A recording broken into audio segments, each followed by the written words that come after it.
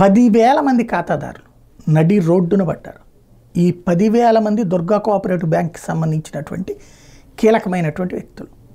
అంటే వాళ్ళ రూపాయి సంపాదనతో కోఆపరేటివ్ బ్యాంకులో పెట్టుబడులు పెడతా ఉంటే వాళ్ళు ఆ తర్వాత కాలంలో అప్పులు తీసుకోవడానికో, మంచి పని చేసుకోవడానికో, వ్యాపారాలు పెట్టుకోవడానికో, పెళ్ళిళ్ళకో, పేరెంటాలకు పనికి వస్తుందని పెట్టుకున్నారు.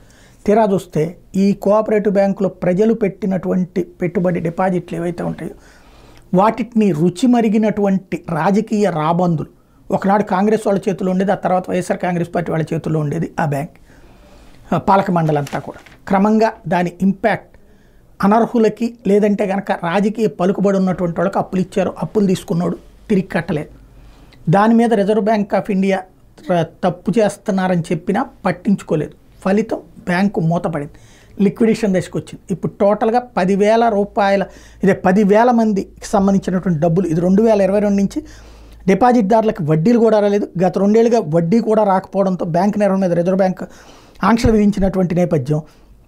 ఇప్పుడు డిపాజిట్దారులకి 50 కోట్లు చెల్లించాల్సి ఉంది.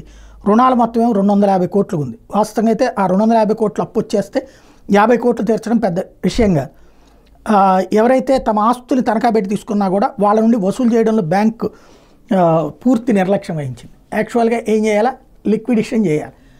వీళ్ళకి తెలుసు అది కనుక సరిగ్గా చేస్తే ఇరుక్కుపోతారు అధికారులు. ఎందుకంటే ఒక ఇంటి ఖరీదు 30 లక్షలు ఉందనుకోండి, వీళ్ళు 50 లక్షలు 60 లక్షలు లోన్ ఇస్తారు. ఇవాళ కనుక అది దాన్ని తీసుకోవడానికి కనుక వేలం వేస్తే 10 లక్షలు కూడా రాదు. అప్పుడు ఈ అధికారి తప్పు చేశాడని తెలుస్తుంది. వాళ్ళ అన్ని బ్యాంకుల్లో జరుగుతున్న తంతు ఇదే.